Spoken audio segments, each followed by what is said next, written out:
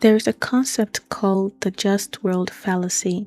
It's the belief that good things happen to good people and bad things happen to those who deserve it. It's comforting. It helps us sleep better at night because if the world is fair, then we're all safe. But every once in a while, there's always a story that comes along and just ruins that happy thought for all of us. And today's case is one of those cases that involves everyone believing that if good things are happening to you, it's because you deserve it. But then bad things end up happening to good people who clearly don't deserve it. In today's case, it was to an innocent child.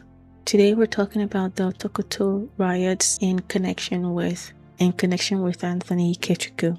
But before we get into today's case, first, disclaimer.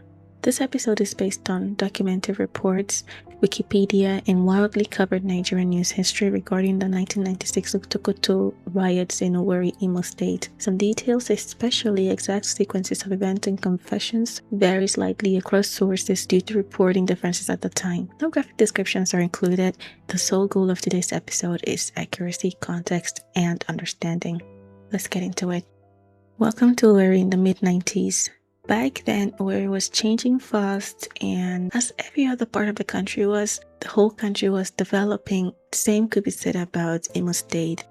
Businesses were popping up everywhere, new hotels, people were amassing wealth really quickly, and the wealth was visible and the impact was felt in a huge wave in a country that was economically growing at the time. The level of wealth was hard to understand. People started whispering because when we don't understand certain things, our mind tends to fill in the blanks and give us reasons to believe what we're already thinking. It's just human nature. There's something deeply inside us that's always wanting explanation. So when something doesn't make sense, when someone suddenly becomes rich, when success feels too fast, too unnatural, we look for hidden reasons, and that is something that psychologists call pattern-seeking behavior, because the brain hates randomness. So instead of accepting that life is chaotic or that we don't and shouldn't understand everything, we would rather build stories. In this case, that was what was happening. People were becoming rich all of a sudden, and they all claimed to have one business or the other, or they had this and that was generating the money. And sometimes the businesses they would claim they had wasn't the type of business that should finance the type of lifestyle they were living, because they had expensive cars, they lived in luxury homes at the time. Some of them were even rich enough to start buying titles for themselves, and these were like highly coveted titles, like chieftaincy, like having roads and streets named after them. So the community, they'll start looking into them even deeper, where these people getting their money from. And some of them were said to end up being discovered as having connections with armed robbery, kidnappings, and killings of some kind. Among this whole chaos was one business that stands tall at the center of today's story. It's a hotel. At the time in 1996, it was a landmark building. It was impressive. It was massive. And I'm looking at a picture of the building right now, and honestly, it's an eyesore. It's an eyesore. Compared to the other buildings around it, it looks like a really, really nice building. It looks more impressive than the ones beside it, but they all look like trash right now. Looking at it now in 2026. It's a 4-level building, like 4 floors, and it looks like it has 2 or 3 rooms on each floor. Could be more, but from my view here, I can count 2 windows perhaps. And honestly, it's nothing impressive.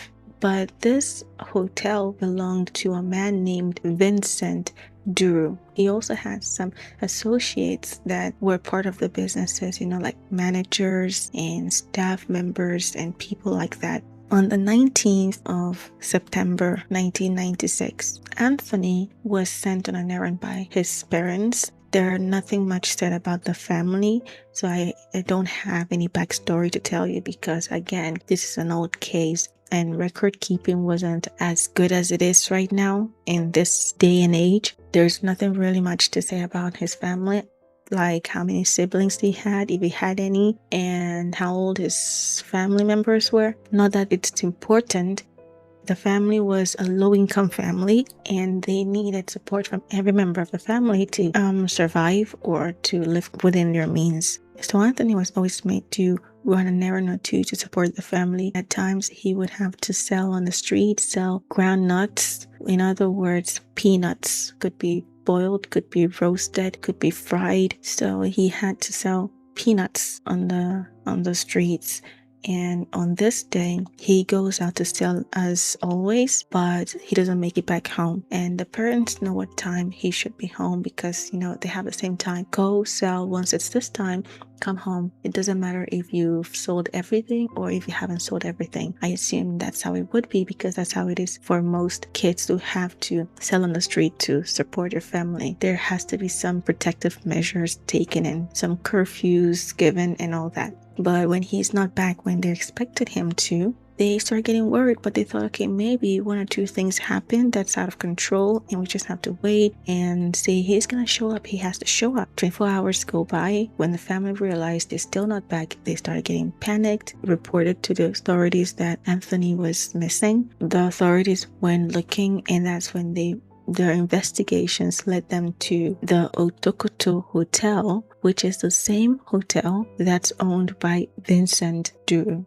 When people found out what happened to Anthony, that's when the 1996 Otokoto Riot began, and it lasted for 2 days, from the 24th to the 25th, and they burned down the hotel and other businesses of similar rich people because they all assumed that all the rich people were doing similar sketchy things. So any property or business that was owned by a rich person, they would burn it down. And eventually people were arrested and they were charged to court for the murder of Anthony. So what happened to Anthony?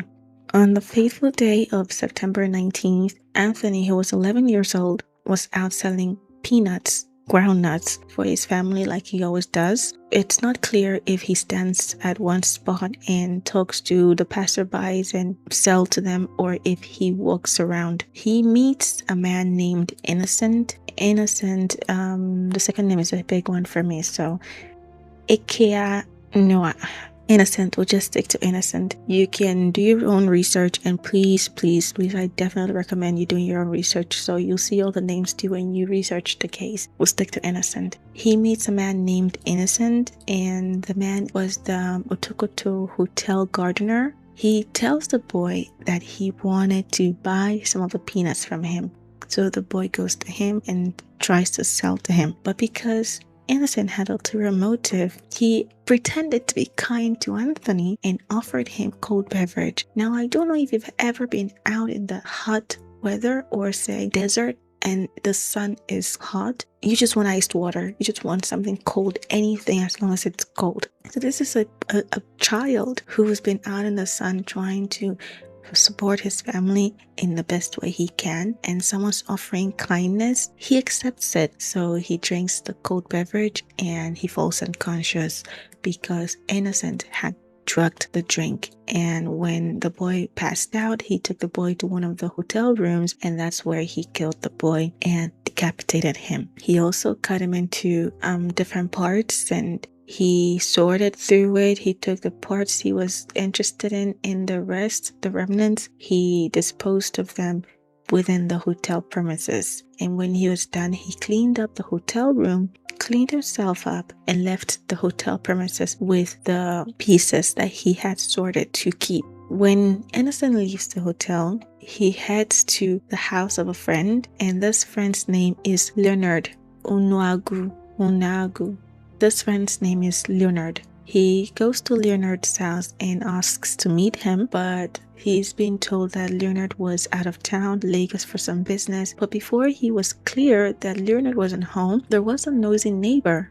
Yes, this nosy neighbor was just watching, and I guess maybe it's because of their reputation, because what happens next, if I was that neighbor, Not that I'm nosy, but if I were to be nosy, if I was that neighbor and I'm like nosy and watching and I saw what he saw, the foodie in me would definitely have thought a different thing completely. He sees a man probably familiar to him who's there to meet Leonard, but then he noticed that the man had a bag with him, probably shopping bag or any type of bag, but it wasn't like a carry-on or stuff or a backpack. But he had a bag with him and he had stuff in it, but then whatever was in the bag was dripping blood. And when I read that part, I was like, I mean, he could have thought maybe it's just regular meat, or maybe it's fish that's been cleaned and it's dripping blood. But to think something sinister right off the bat means he must know their reputation and that they're always up to no good. Because I felt like that was sort of a leap to see blood dripping out of the bag and just think, okay, there's something sinister there. Unless you know these people are never good people, then yeah, it makes sense for him to have thought that way. Because I was like,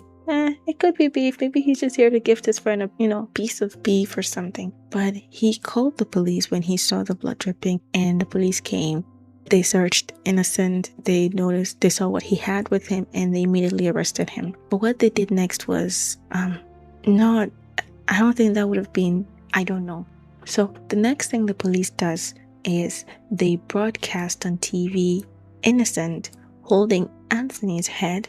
Like they take a picture of him holding the head and they broadcast it on TV, and they were asking the public for help, to help them identify the victim. And that's how Anthony's family ended up finding out what happened to their son. Obviously now everyone wants justice. They want the people who are responsible for this to be punished severely, but Innocent was like, I cooperate, and he gives an official statement. His court date was set, and right before his trial, he was found dead in his cell. He was poisoned to death. 3 officials ended up being sentenced to death for his death because these 3 officers were suspected and later found guilty to have poisoned Innocent. And I'm thinking, Innocent killed a child for no reason, and then someone decides to off him in cell, and those people are sentenced to death? Really?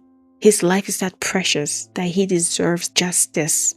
His life is that valuable that he deserved justice. Anyways, remember the official statement I said he made? Yeah, he mentioned a lot of people, including Leonard, the same guy he went to visit, and Duru, the owner of the hotel, Vincent Duru. But then these 2 individuals, when they were caught and were questioned, they both denied ever knowing each other. They're like, me know him? I don't know him, he don't know me.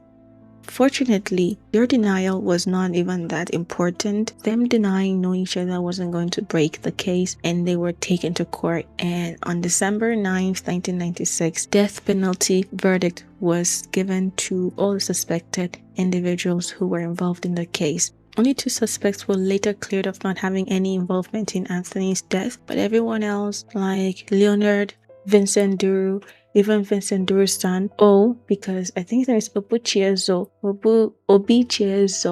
I don't know, and other members of their gang, which was a gang that Innocent and Leonard were a part of. Many people felt like it was justice that the main people who were suspected to be involved in this case were all sentenced to death. But for others, it felt like closure that was meant to pacify people. It felt like incomplete measure because these people are punished, but what's stopping them from doing it again? Nigeria changed, parents became more protective, children were warned and are still warned till today. The phrase money ritual became mainstream. Everyone were now using the phrase. The phrase money ritual became mainstream and everyone were now using the phrase. Something else changed as well. Trust. People no longer could trust each other. People could no longer believe success stories without thinking it came from something dark or from somewhere dark. And that belief hasn't disappeared till today. It's still something we all have, that when someone makes it all of a sudden or they have the success story, we tend to doubt it, like, how? It doesn't make sense. Explain more. And most times it doesn't really make sense. Let's go back to the just world fallacy. People want to believe if I do everything right, nothing bad will happen to me. Anthony, did nothing wrong. And yet, something despicable still managed to happen to him. That forces us to ask the hard question: is the world even fair? Is the world fair? Well, that is all I have for you on today's case. It's not a deep dive, unfortunately, but these are some of the cases that we need to talk about. Otherwise, no one will know, because again, these are cases that we don't have a lot of record of. So if people don't keep talking about them, eventually they would fizzle out and we would never even know this ever happened. Thank you so much for joining me today on today's episode. I would like to know your thoughts on the case, and if there are any cases that you'd like for me to talk about next, please do leave in the comment below. I would like to hear from you. I will see you in the next one, and hopefully the next will be more of a deep dive. Until then, please take care of yourself, stay safe, be your brother's keeper, live and let live. I repeat, live and let live. I'll see you in the next one. Once again, I'm Esther, and thank you so much for joining me on today's episode. Bye.